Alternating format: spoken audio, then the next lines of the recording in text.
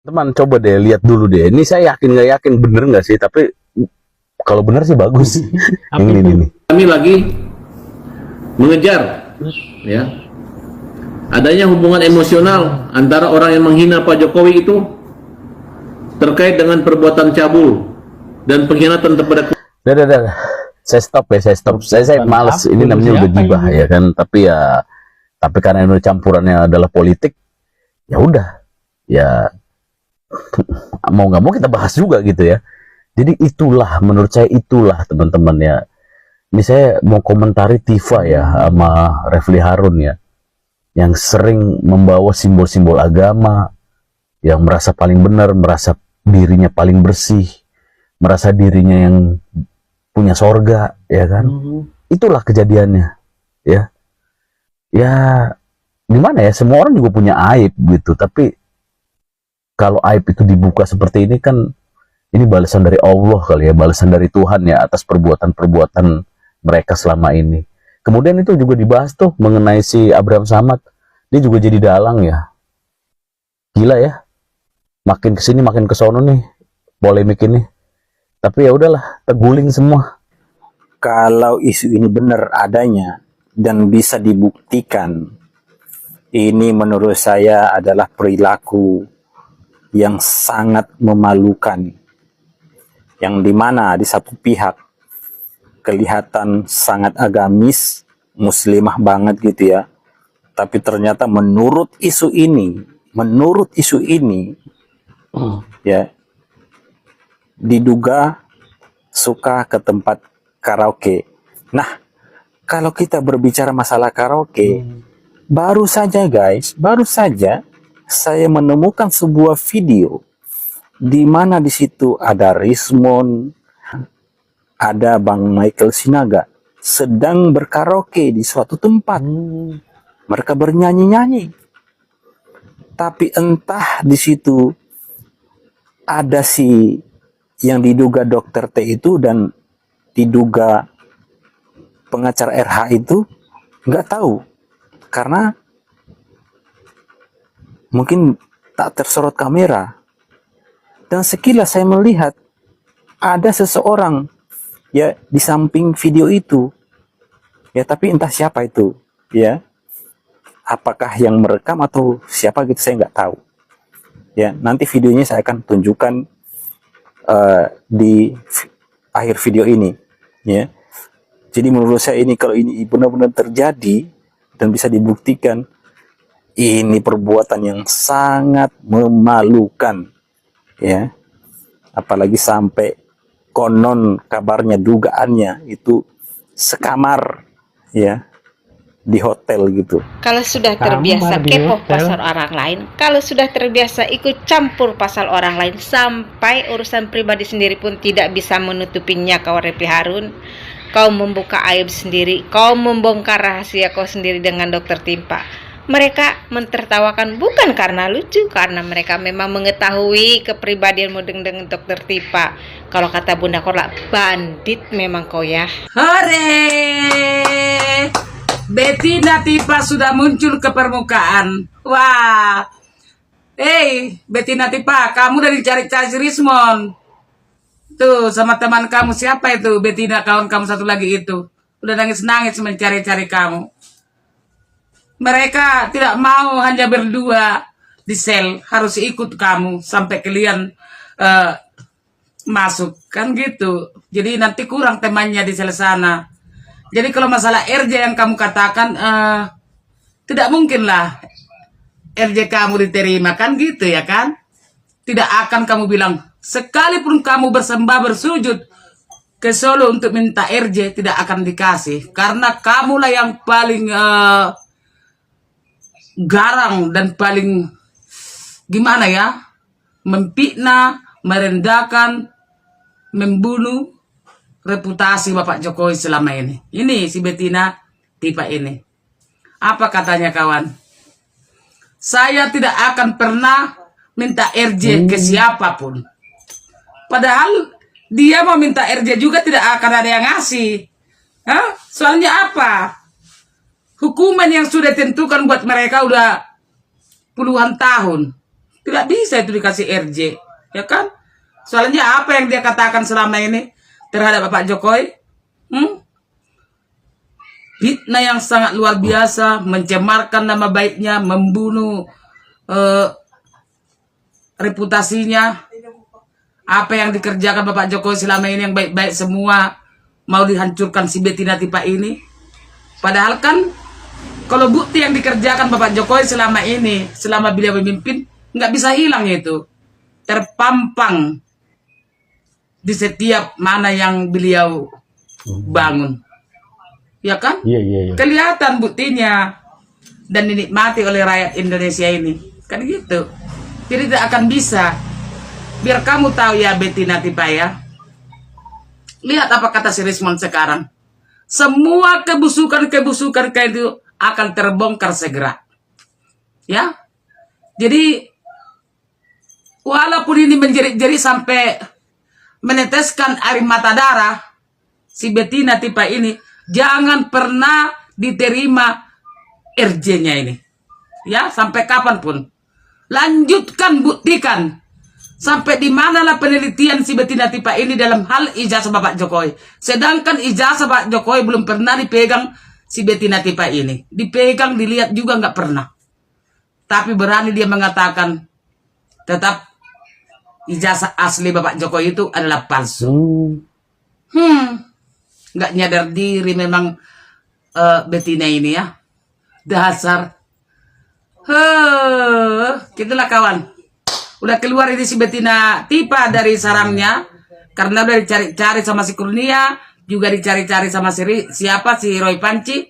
Karena mereka tidak mau hanya berdua di dalam sel. Harus bertiga orang ini biar trio. Ya kan jadi tidak berdua-duaan. Oke, salam.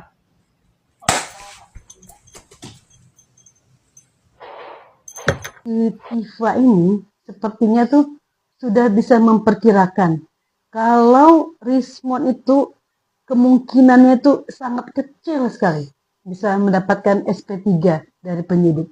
Makanya nih si Dajjal Betina ini pun keluarlah seolah-olah dia baru selesai menyelesaikan karya-karyanya selama dia tidak tampil di media di depan publik, seolah-olah dia baru selesai menyelesaikan iktikaf, pendekatan dia kepada Allah dan sebagainya. Dia pun mengumpulkanlah para wartawan. Walaupun yang datang kita kan bisa lihat dari mic-nya wartawan yang ada di depan dia kan, bersama para pengacaranya yang semua laki-laki itu. Dia seolah-olah merasa seperti orang yang difitnah, orang yang dizolimi, orang yang dituduh datang ke Solo. Ngapain mesti menuduh kau, Tifa? Dan dia merasa ada pihak-pihak yang merayu supaya dia datang ke Solo untuk meminta RJ kepada Pak Jokowi. Buat apa merayu kau, Tifa? Kau tuh siapa? Cobalah, kau tuh siapa? Sebelum ada kasus ijazah yang kalian munculkan ini, orang nggak kenal siapa kau, Tifa. Selain daripada agen penjual minum susu kesehatan itu pun kalangan kau sendiri, kalangan grup WA berbayar yang kau buat itu, nggak ada yang kenal siapa kau. Jangan sok merasa Pak Jokowi justru membutuhkan supaya kau datang ke rumahnya untuk minta maaf. Pak Jokowi justru berharap kau dan si Roy Suryo itu ada di persidangan mempertanggungjawabkan semua perbuatan kalian kepada Pak Jokowi. Dan sekalian membuktikan bagaimana martabat yang telah kalian hancurkan itu kembali bisa dipulihkan, bahwa ijazahnya asli. Ini kau merasa seolah korban difitnah, fitnah yang keji, ada dana sekian puluh miliar segala macam. Kau tuh berapa kali kau memfitnah? Ini nggak tahu dari kabar dari mana, seolah-olah kau merasa semua perbuatan termul. Dari cara kau aja menyebut orang termul itu pun nggak ada etika kau. Itulah menunjukkan kau bukan orang yang yang menjalankan agama kau dengan baik. Hanya sekedar pencitraan kau aja. Hanya sekedar kau supaya dipandang orang baik. Tapi dari cara kau memperlakukan manusia, sesama manusia, kau memanggil mereka termul dengan lidah kau itu, termul. Orang kayak gini mengaku sebagai apa? Muslimah yang taat kepada Tuhannya, kerjanya setiap hari memfitnah orang. Dari lidah kau itu aja, lidah kau yang tajam itu, berapa kali kau memfitnah Pak Jokowi? Sampai terakhir kau nulis buku tentang otak Pak Jokowi. Apa itu bukan perbuatan yang sangat dimurka Allah? Kau aja membuat 2 buku yang menghasilkan uang itu, memakai nama Pak Jokowi, ada kau minta izin? Uang itu udah kau nikmati. Udah jelas uang haram dari orang yang tidak pernah memberikan izin kalian menuliskan bukunya. Terus kau merasa nggak terima ketika Rismon mengatakan bahwa apa yang dia lakukan itu salah dan ingin mengambil tulisan dia dari capture yang dia tulis dari buku itu. Kau bilang nggak bisa itu buku itu sudah merupakan karya ilmiah berdasarkan hasil para pereview. Pereview kan kolam kan semua previewnya. Ada ahli yang benar-benar ahli mereview buku kalian itu. Takutlah kau begitu dicabut buku karya si Rismon dari buku itu, tinggallah buku isi tulisan kalian yang kayak novel picisan itu. Yang satu neliti otak, yang satu lagi entah apa-apa tulisan Ella apa yang cuma berdasarkan 50 halaman yang ditulis dikirim pakai WA. Buku apa itu? Buku apa itu? Novel pun nggak akan, novel picisan lah. Ini otaknya, ini apa? Nggak sampai 200 halaman. Buku justru si Rismon itulah. Dan cuma menumpang karya dengan karya si Rismon itu. Kan cuma menumpang supaya bisa menghasilkan buku. Sekarang kau tulislah buku soal apa? Menelik otak politik Jokowi. Kau mengaku ya, kau seorang dokter. Tiba-tiba sekarang kau mengaku sebagai orang yang memahami politik dan mengaku sedang menyelesaikan doktor di bidang apa neuropolitika di Unpad, di mana jurusan yang kau sebutkan itu tidak ada di doktoral di Unpad. Yang ada itu kau terdaftar di bidang kesejahteraan sosial. Apa hubungannya kesejahteraan sosial dengan neuropolitika yang kau anggap sebagai bidang penelitian kau, Tifa? Sekarang dulu ya kau pernah ngaku menyelesaikan 5 doktor. Sekarang tiba-tiba menyusut dari 3 doktor. Menyusut lagi 2 dokter. 2 doktor. Orang kayak gini yang mengaku sedang menegakkan kebenaran. Kebenaran dari mana? Kau itu kan bohong, itu kan fitnah. Makan kau itulah kebenaran yang menurut kau itu benar. Ayo Pak Jokowi, jangan pernah kasih RJ buat orang-orang seperti ini. Apalagi mulut-mulut kotor seperti Pak ini. Tutup Pak, nggak ada lagi Pak.